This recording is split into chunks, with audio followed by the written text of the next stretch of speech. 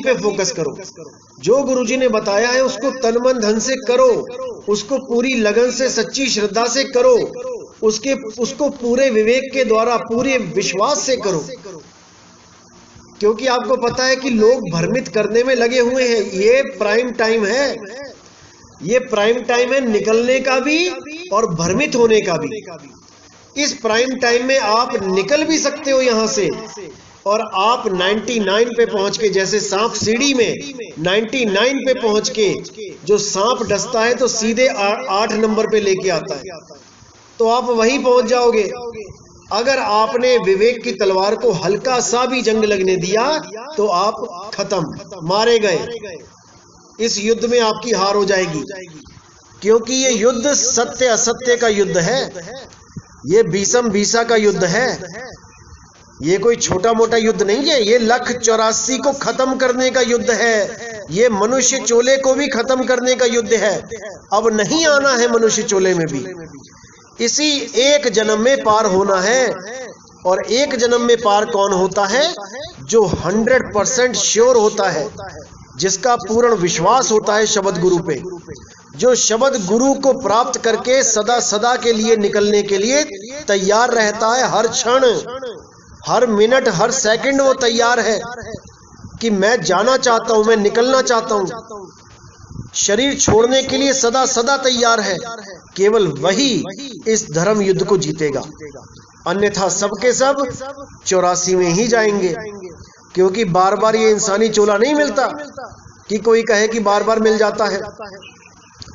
जैसे कई पंथ ये दावा करते हैं कि कुत्ते का बच्चा कुत्ता होता है, हाथी का बच्चा हाथी होता है, सांप का बच्चा सांप होता है।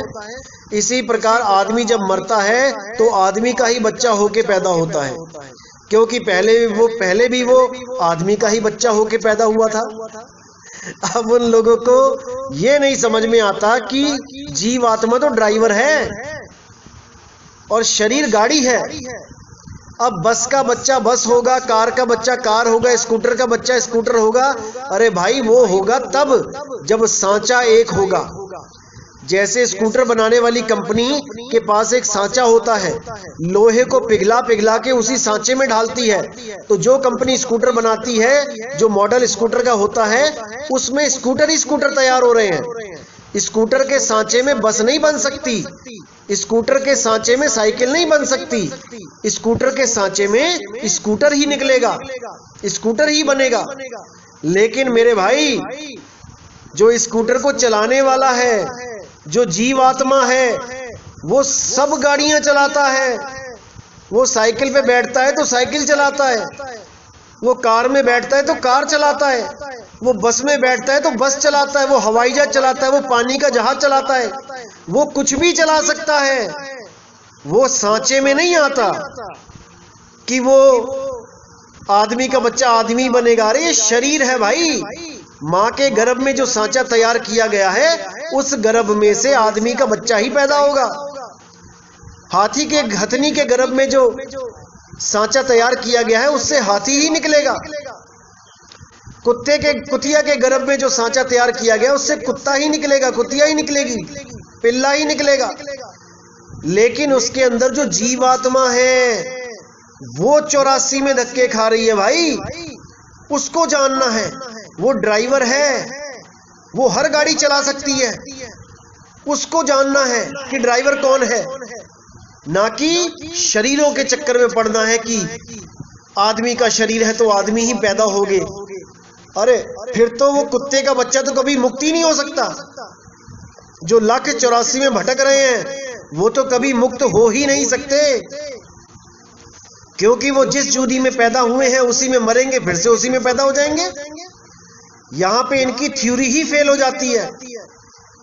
इसीलिए बार बार संतों ने बोला, कई जन्म भय कीट पतंगा, कई जन्म गज मीन कुरंगा, कि कितनी बार हाथी, कीड़े मकोड़े, घोड़े, पता नहीं क्या क्या बनते बनते बनते आज हम इंसान जन्म में पहुंचे हैं। और आज हम अगर भक्ति नहीं करेंगे तो हम वापस वहीं पहुंच जाएंगे जहां से हम आए हैं।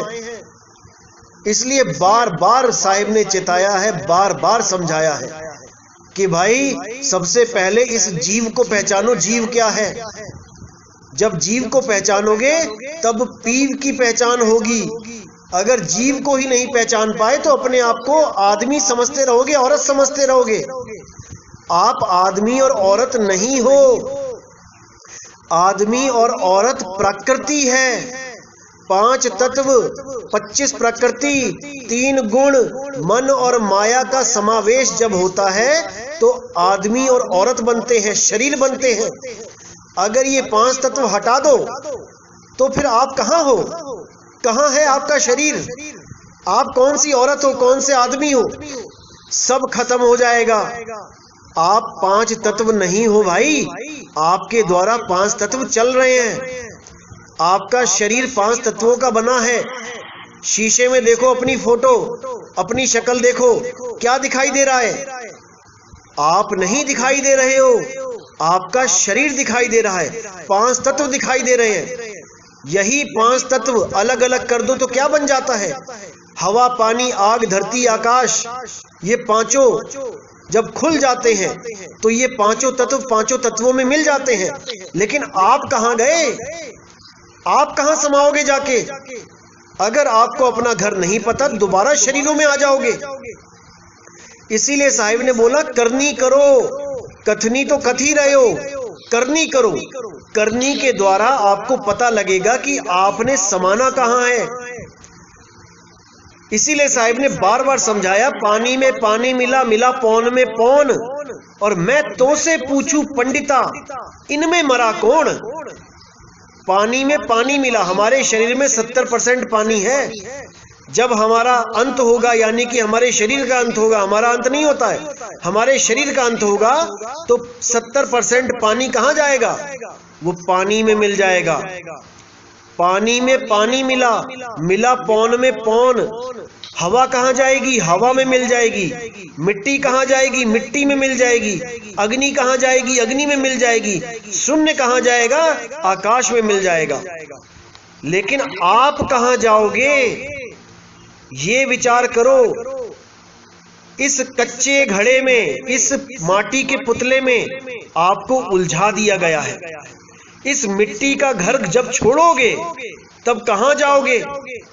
ये हंसा कहां विश्राम करेगा? किसी को इसकी खबर नहीं है। सबके सब इसी 5 तत्वों में ही अपने आप को सत्य मान रहे हैं कि यही शरीर मेरा है। और ऐसे ऐसे गुरु आपको भ्रमित कर रहे हैं कि आप स्वर्ग में चले जाओगे, वहां पे भी आपको शरीर मिलेगा, वहां पे अप्सराएं नाचेंगी, आप वहां पे डांस देखोगे, वहां सोमरस पियोगे, शराब पियोगे। यहाँ पे शराब पीने नहीं दे रहा कोई। शराब पी के मंदिर में नहीं जा सकते आप दर्शन करने किसी देवी देवता के, लेकिन स्वर्ग में आपको शराब पिलाई जा रही है। बताओ, ऐसा भरम जाल डाला हुआ है कि कोई समझ ही नहीं पा रहा कि हो क्या रहा है हमारे साथ। इसको अच्छी तरह समझना पड़ेगा आपको, क्योंकि ये जीवन आपका है। आपका जीवन आपको ही संभालना है, कोई और नहीं संभाल सकता। एक एक चीज आपको ही समझनी है। अगर अभी नहीं समझे भाई तो कभी नहीं समझोगे। इसलिए साहिब ने बार बार बोला कि इससे पहले कि ये शरीर छूट जाए, आपको अपना असली घर पता होना चाहिए। अब बहुत से लोग लगे हुए हैं आजकल बोलने में कि परमात्मा हृदय में रहता है, दिल में रहता है। भाई परमात्मा दिल में नहीं रहता है। अगर परमात्मा हृदय में रहता होता तो इस हृदय की धड़कन को रोकने वाला कोई माई का लाल पैदा ना हुआ होता। लेकिन ये धड़कन रोक दी जाती है। अगर परमात्मा का वास हृदय में है तो धड़कन किसने रोक दी? कौन है जो परमात्मा से भी बड़ा हो गया? नहीं। और परमात्मा तब कहां रहता था? जब ये दिल भी नहीं बना था, हृदय भी नहीं बना था, मां के गर्भ में दिल की धड़कन भी पैदा नहीं हुई थी, तब वो परमात्मा कहां रहता था? कोई विचार नहीं कर रहा। परमात्मा सदा सदा से अजूनी है, परमात्मा सदा सदा से विदेही है। उस परमात्मा को जान नहीं पा रहे लोग। सबको वो परमात्मा विदेही अवस्था में ही मिलेगा। देह में जिसने भी आज तक ढूंढा वो कभी पार नहीं हो पाया, वो कभी मुक्त नहीं हो पाया। इसीलिए नानक साहब ने बार बार बोला अजूनी सैभंग, अजूनी सैभंग, यानी वो जूनों में नहीं है भाई। अरे जून क्या होती है? ये पिंजड़ा, ये 5 तत्व का पिंजड़ा, इस पिंजड़े में परमात्मा को कैद कर दिया है। और अगर पिंजड़े में परमात्मा है तो पिंजड़े तो अनंत है यहाँ पे। हर पिंजड़े में एक परमात्मा हो गए तो कितने परमात्मा है यहाँ पे? अरे भाई जो पिंजड़े में बैठा है वो जीवात्मा है, उस जीवात्मा को मुक्त करना है। जब तक जीवात्मा की मुक्ति का साधन नहीं मिला, जीवात्मा के निकलने का रास्ता नहीं मिला, जीवात्मा के समाने का रास्ता नहीं मिला उस मालिक में, जब तक ये बार बार जन्मों में आएगी, बार बार भटका खाएगी। अच्छी तरह समझना है इस चीज को, क्योंकि भ्रमित करने वालों का कुछ नहीं जाता। उन्होंने तो जुबान हिलानी है और आपके दिमाग में शक का बीज डाल देना है, लेकिन जीवन आपका खराब होगा।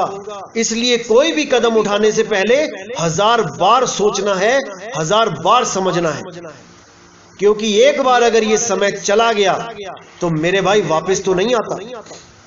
आज बहुत से लोग बातें करते हैं जीवित गुरु की जरूरत नहीं है, ग्रंथों में से ही पढ़ के समझ लो। अरे भाई ग्रंथ भी तो जीवित गुरु नहीं लिखे हैं, क्या ग्रंथ परमात्मा ने लिखे हैं आके?